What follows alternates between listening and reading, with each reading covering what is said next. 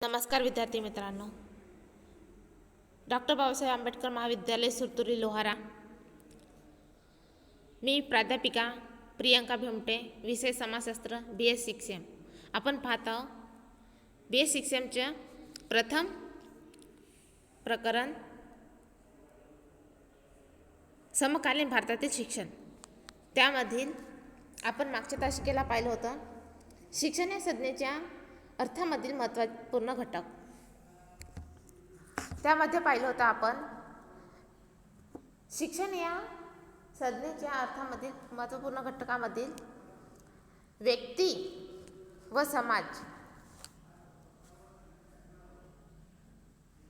समाजाच्या गरजा पूर्ण करण्यासाठी शिक्षणाला त्याचे महत्त्व, त्याची सांस्कृतिक, आर्थिक व राजकीय प्रकार,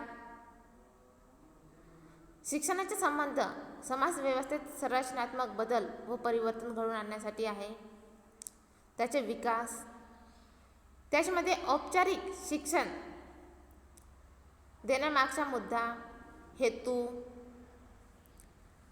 शिक्षण व्यवस्थेवर लक्ष केंद्रित करीत असतो. त्यामध्येच विद्यार्थ्यांच्या व्यक्तिमत्व विकासाचा सर्वांगीण विकास म्हणजे शिक्षण आहे. एवढा आपण शिक्षण या संज्ञेच्या अर्थामधील महत्त्वपूर्ण घटक पाहिलं होतं. ह्यानंतर आपण पाहणार आहोत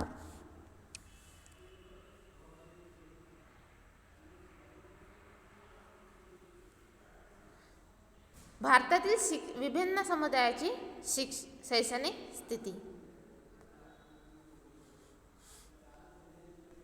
भारतातील विभिन्न समुदायाची शैक्षणिक स्थिती म्हणजे भारतामध्ये स्वातंत्र्यपूर्व काळातील भारतीय शिक्षण पद्धतीच्या अतिप्राचीन काळापासून भारतीय शिक्षणाची परंपरा ही जगातील अतिप्राचीन काळापासून समजली जाते. त्या काळामध्ये शिक्षण व्यवस्था आणि शिक्षण व्यवस्थेचे अस्तित्वच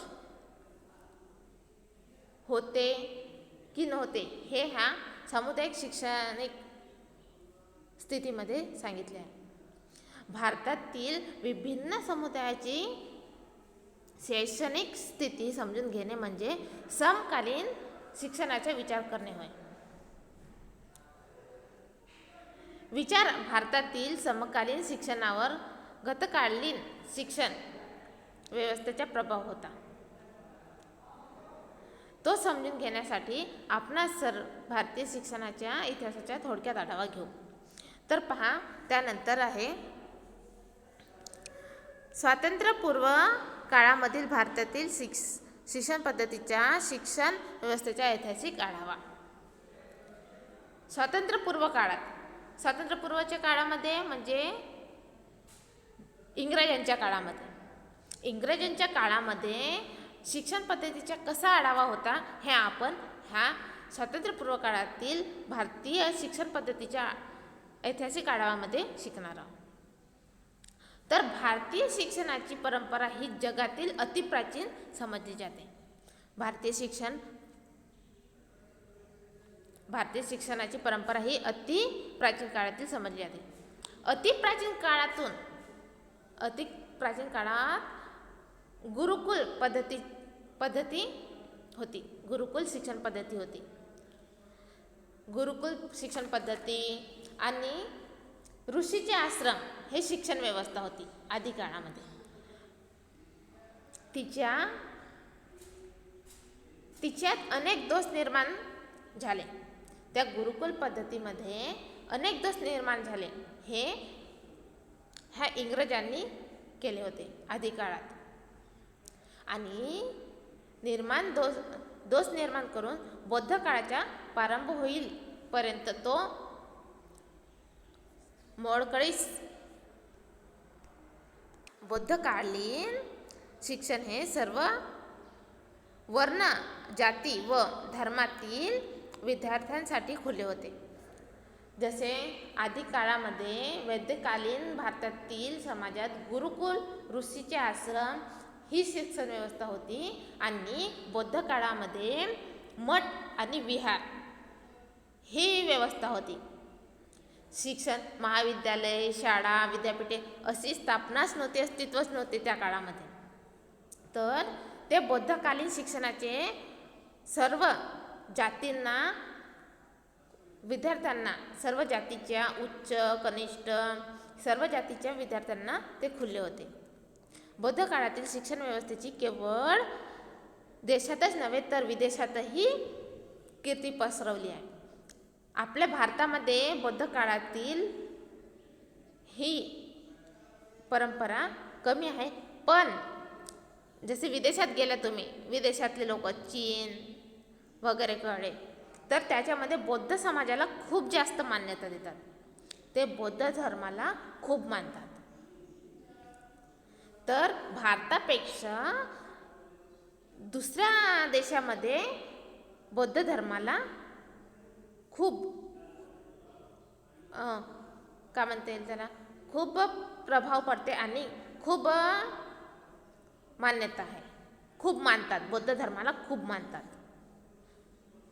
बौद्ध काळात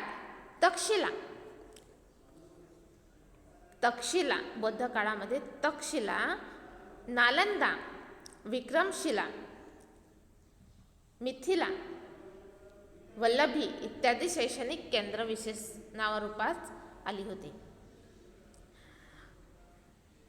गुरुकुल पद्धती गेल्यानंतर बौद्ध काळामध्ये कोणकोणती शिक्षण केंद्र आली होती? तक्षशिला, नालंदा, विक्रमशिला, मिथिला, वल्लभी इत्यादी केंद्र विशेष नावारूपास आली होती. त्यानंतर पुढे शासन काळात मुस्लिम पद्धती सुरू झाली. त्यानंतर शासन काळात मुस्लिम पद्धती झाली.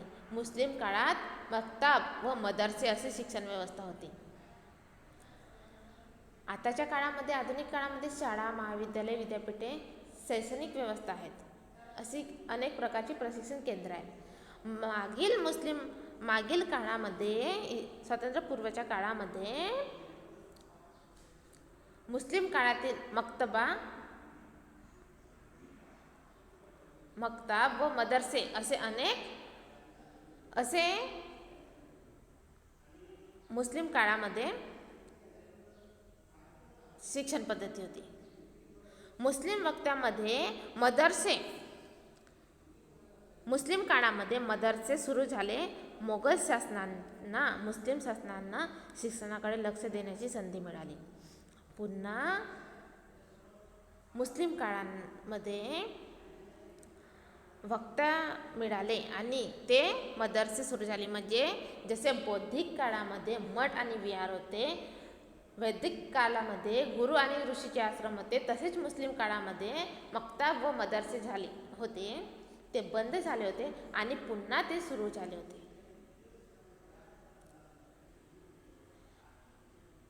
खेड्यापाड्यामध्ये मुस्लिमाची शिक्षण संस्थाच नव्हती.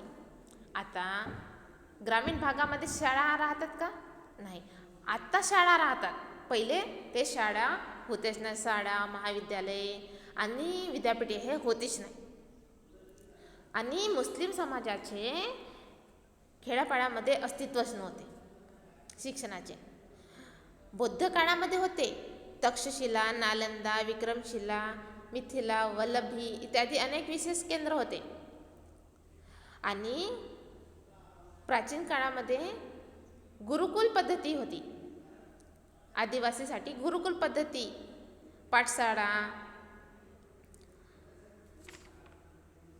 वेधशाळा असे पण होते.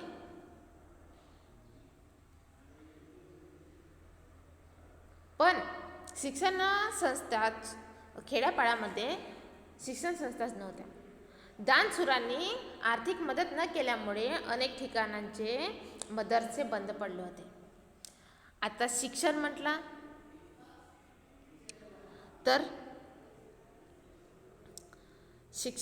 तर मदत लागतेच. आता आधी ब्रिटिश काळामध्ये भारतीयांना इतके गरीब होते की त्यांना स्वतःचे पोट भरणे मुश्किल होते. मग काही गावामध्ये असतात.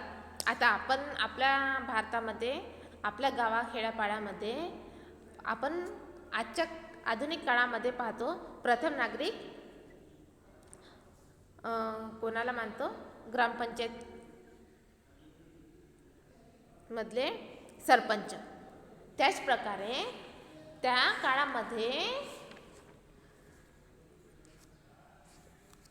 काळामध्ये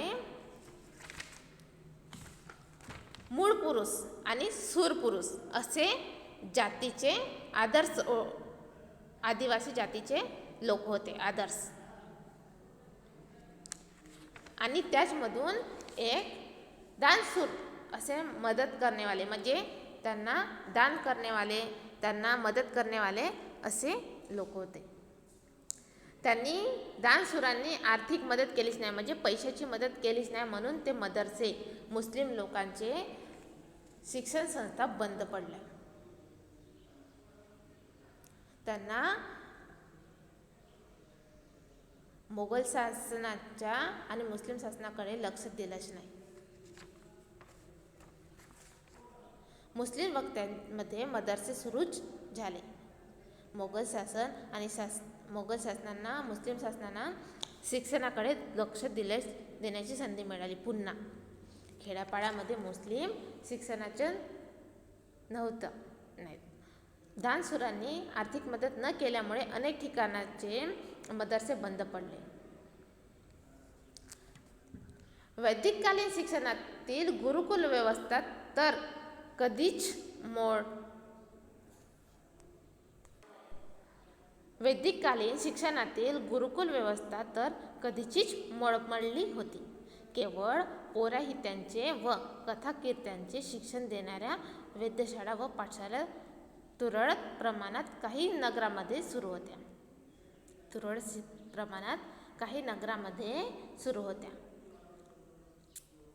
आता आदिवासी लोक कसे करायचे? आधी ते जंगलात राहायचे.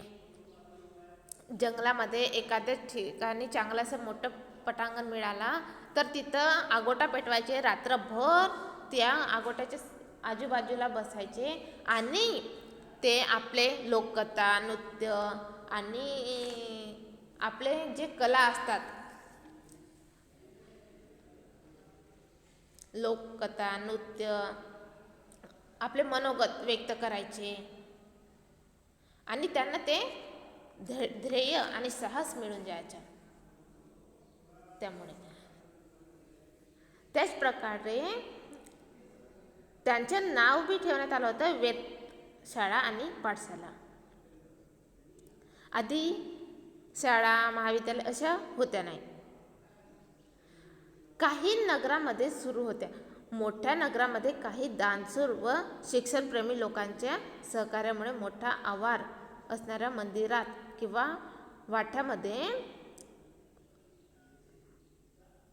वाड्यामध्ये शाळा भरत असत. आता आपल्याकडे शिक्षण संस्था ओपन होतात. आजच्या आधुनिक काळामध्ये शिक्षण संस्था ओपन होतात. आपण कोणाच्या वाड्यामध्ये, कोणाच्या घरी या मंदिरात बसतो का? या विहारात बसतो का? नाही. आपण प्रत्यक्ष शाळेमध्ये जाऊन, कॉलेजमध्ये जाऊन शिकतो.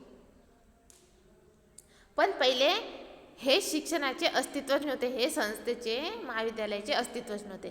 त्यामुळे लोक काय करायचे की कोणाचे कुठं एखादं पटांगण असेल मोठं, या मंदिर असेल बांधलेलं. आधी ब्रिटिश काळामध्ये मंदिरं वगैरे होते. तर त्या मंदिरामध्ये ते आपले शाळा किंवा कोणी श्रेष्ठ व्यक्ती असेल, श्रीमंत असेल, तर त्याच्या मदतीने ते मंदिर वाड्यामध्ये शाळा भरत असेल. त्या वाड्यामध्ये फक्त आणि त्या शाळेमध्ये फक्त, मंदिरामध्ये फक्त कोणाला शिकण्याची मुभा होती? फक्त उच्चवर्णीय लोकांना मुभा होती शिकण्याची. तर त्या वाड्यामध्ये, मंदिरामध्ये फक्त उच्चवर्णीय जातीचे मुलं येत होते. सेवाभावी शिक्षक, आणि त्या काळामध्ये शिक्षकांना पैसे मिळत नव्हते शिकवण्याचे. ते स्वतः शिक्षक सेवा करत होते. म्हणजे ते आपल्या शिक्षणाच्या माध्यमातून समोरची पिढी होती, जी मुलं होते त्यांना शिकवायचे. ते पण उच्चवर्णीय जातींना. खालच्या जातीच्या लोकांना शिकवत होते का? नाही. ते सेवाभावी शिक्षक अंक आणि अक्षर ओळख, आकडेमोड शिकवण्याचे काम करीत. राजे, स्थानिक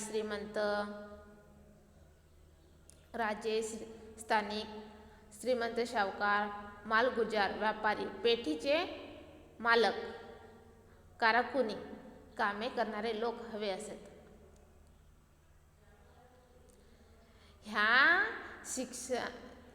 ह्या शाळेमध्ये, जे मंदिरात आणि वाड्यामध्ये शाळा भरत होती, तिथे कोणकोणते व्यक्ती होते?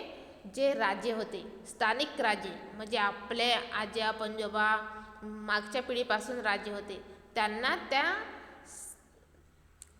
शाळेमध्ये प्रवेश होता. मंदिरामध्ये जी शाळा भरायची या वाड्यामध्ये मोठ्या पटांगणात, तिथं फक्त राजे, स्थानिक श्रीमंत, सावकार, मालगुजार, व्यापारी, पेठीचे मालक यांनाच कारकुनी कामे करणारे लोक, म्हणजे व्यापारी असे मोठे मोठे, आणि सोनार म्हणतो आपण त्याला, कारकुनी कामे करणारे लोक, व्यापारी, पेठी, असेच लोकांना त्या मंदिरात आणि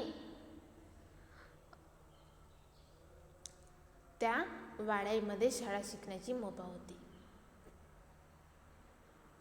देऊळ किंवा वाड्यामध्ये भरणाऱ्या शाळेतून तत्कालीन समाजाची ही गरज पूर्ण होत होती.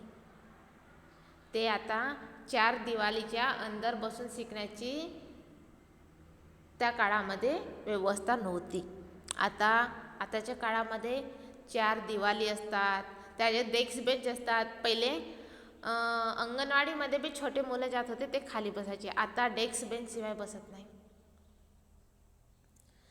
त्याच प्रकारे त्यांना त्यांची शाळेची व्यवस्था नव्हती. त्यांच्याकडे मोठं असं घरे म्हणजे बांधलेली शाळा नव्हती. तर ते देऊळ किंवा वाड्यामध्ये भरणाऱ्या शाळेतून तत्कालीन समाजाची गरज पूर्ण करत. काही गरज भासली तर ते त्याच्यातूनच पूर्ण करत आणि आपले शिक्षण पूर्ण करत होते. खेड्यापाड्यामध्ये शिक्षण व्यवस्थेचे अस्तित्वच नव्हते. खेड्यापाड्यामध्ये पहिले शिक्षणाचे अस्तित्वच नव्हते.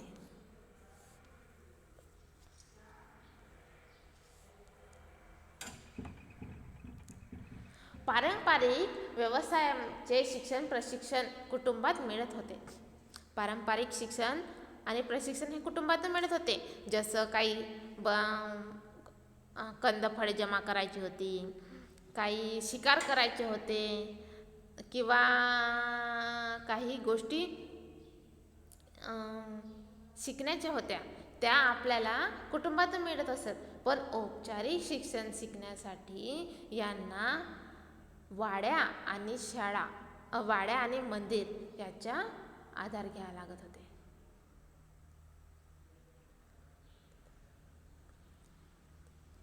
बलुतेदारी व जाती व्यवस्थेने निर्माण केलेली ही संस्था होती.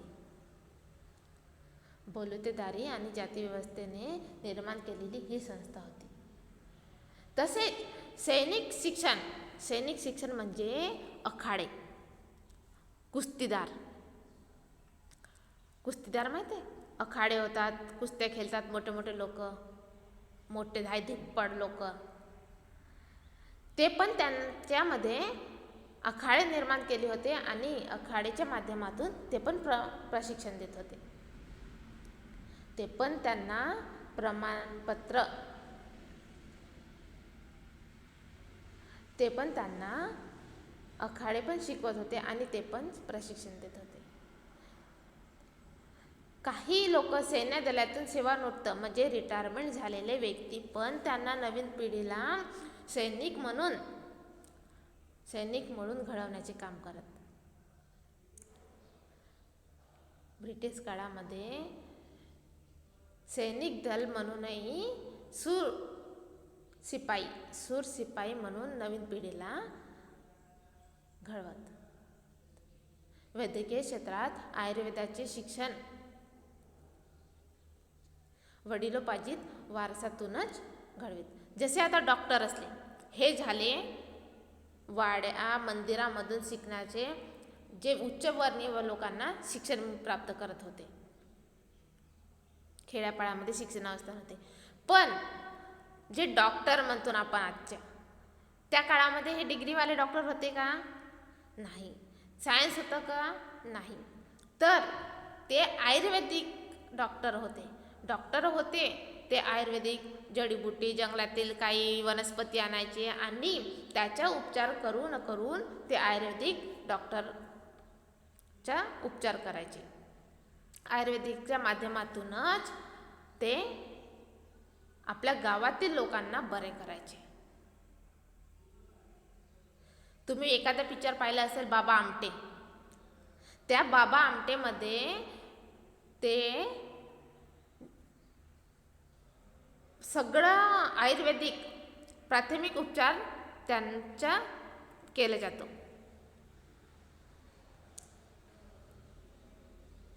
त्याचप्रकारे हे वैद्यकीय क्षेत्रात आयुर्वेदिकांचे शिक्षण वडिलापासूनच प्राप्त होत होते. म्हणजे एखाद्याच्या वडील आयुर्वेदिक औषधी करून जे पेशंट होते त्यांना त्यांचे उपचार करायचा. तसेच वडिलांचे कार्य मुलगा शिकला आणि तेच त्याच्या माध्यमातून त्याला मिळत असे. पण त्या काळामध्ये स्त्री शिक्षण जवळपास पूर्णपणे ठप्प झाले होते.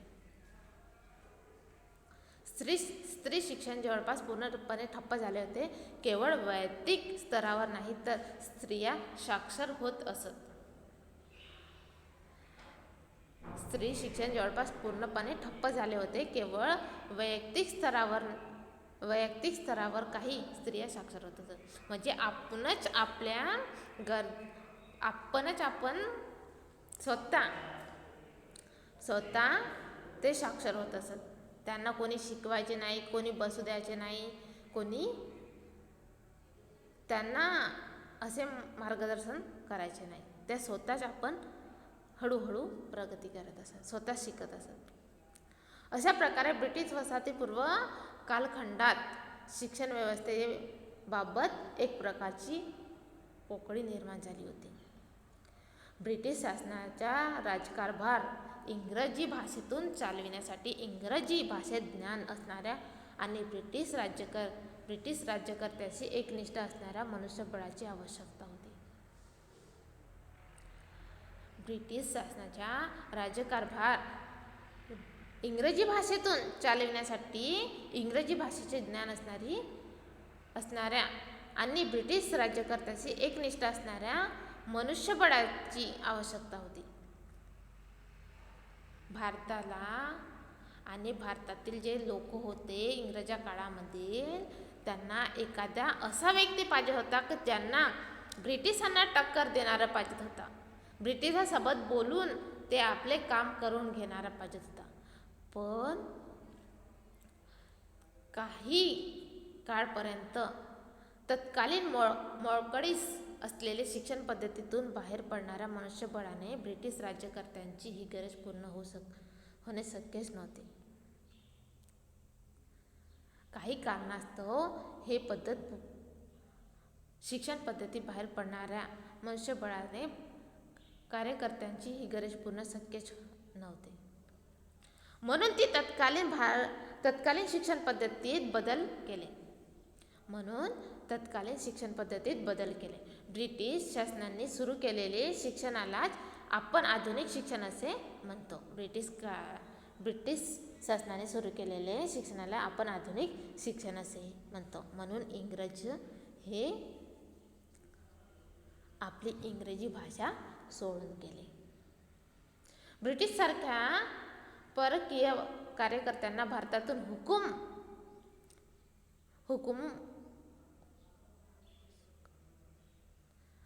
ब्रिटिशसारख्या परकीय कार्यकर्त्यांना भारतातून हुसकावून लावून भारत मातेला मुक्त करणे ही देखील तत्कालीन भारतीय समाजाची गरज होती. आता ब्रिटिशांमधून भारताला स्वातंत्र्य मिळायला पाहिजे म्हणून आणि भारत हा स्वतंत्र जगला पाहिजे म्हणून ह्या लोकांची समाजाची गरज होती. पण हे इंग्रज असं होऊ देत नव्हते. काही काळानं ते प्रयत्न करत राहिले, पण ते झालं नाही. मग काही याच्यानं भारतीय समाजाची ही गरज पूर्ण करण्याचे कार्य देखील आधुनिक शिक्षणाने केलेच. शेवटी त्यांचं यश त्यांना मिळालं. इंग्रजांना सोडून जाण्यासाठी त्यांनी मजबूर केले आणि भारतीय ते कार्य देखील आधुनिक शिक्षणाने केले. हळूहळू प्रगती केली आणि ब्रिटिशांच्या काळातून आपण मुक्त व्हावं असंही समाजात वाटत होतं. अशा प्रकारे ब्रिटिशांनी भारतात आधुनिक शिक्षणाचे प्रारंभ केला आणि इंग्रजी भाषेची माहिती असणारे कारकून वा मनुष्यबळ मिळावे अशी त्यांची अपेक्षा होती.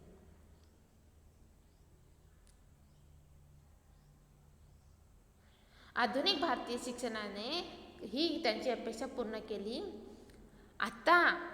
आताच्या काळामध्ये त्यांनी ब्रिटिशांचे हे चॅलेंज पूर्ण केले आणि हे आधुनिक काळात ते त्यांच्या जे ब्रिटिशांनी राज्यकारभार पण केलं होतं राज्यकारभार पण केलं होतं ते आधुनिक काळात हे गरज पूर्ण केली आणि इंग्रजी भाषेचे मनुष्य मिळाले आणि त्यांनी आधुनिक काळात भारतीय शिक्षणाने ती त्यांची अपेक्षा पूर्ण केली. भारताला राजकीय स्वातंत्र्य त्यानंतर भारताला राजकीय स्वातंत्र्य मिळाले. जेव्हापर्यंत ब्रिटिशांच्या समोर इंग्रजी बोलणेवाला एक मनुष्य निर्माण झालं नाही तेव्हापर्यंत इंग्रजांचंच काळ सुरू होतं. इंग्रजांचे राज्यकर्ता सुरू होती. इंग्रजांची हुकुमशाही होती. आणि आधुनिक काळामध्ये भारतीय शिक्षणाने ती त्यांची अपेक्षा पूर्ण केली तर भारताला राजकीय स्वातंत्र्य मिळावे. राज्यकारभाराची सर्व सूत्रे भारतीयांच्या हाती यावी अशी भारतीय समाजाची अपेक्षा होती. या अपेक्षेची पूर्ती करण्यासाठी राष्ट्रीयतेच्या भावनेने भारावलेले युवक पुरविण्याचे कार्य देखील आधुनिक शिक्षणाचेच केले.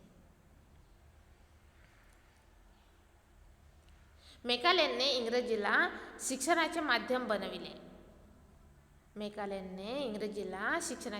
बनवले. परंतु शिक्षणाचे माध्यम मातृभाषा असायला हवी होती. हे दुष्परिणाम म्हणून जनसामान्यपर्यंत शिक्षणाचा प्रारंभ झाला नाही. इंग्रजी शिक्षणाला प्रभाव आमच्या आचारविचार रीतिरिवाजवर पडला. परंतु भारतीय संस्कृती ही सभ्यतेची मूळ फार खोलपर्यंत पसरलेली असल्यामुळे भारतीयांवर सांस्कृतिक विजय मिळविणे इंग्रजांच्या अधिक शक्य झाले. हे झाले आपण पाहिलं होतं भारतातील विभिन्न समुदायाची शैक्षणिक स्थिती. ही होती शैक्षणिक स्थिती. त्यामध्ये दान सुरू होते. उच्चवर्णीय जातींनाच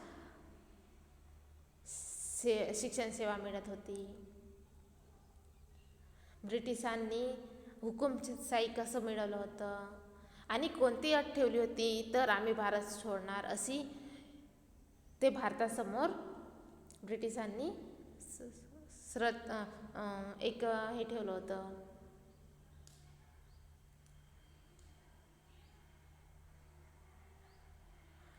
हे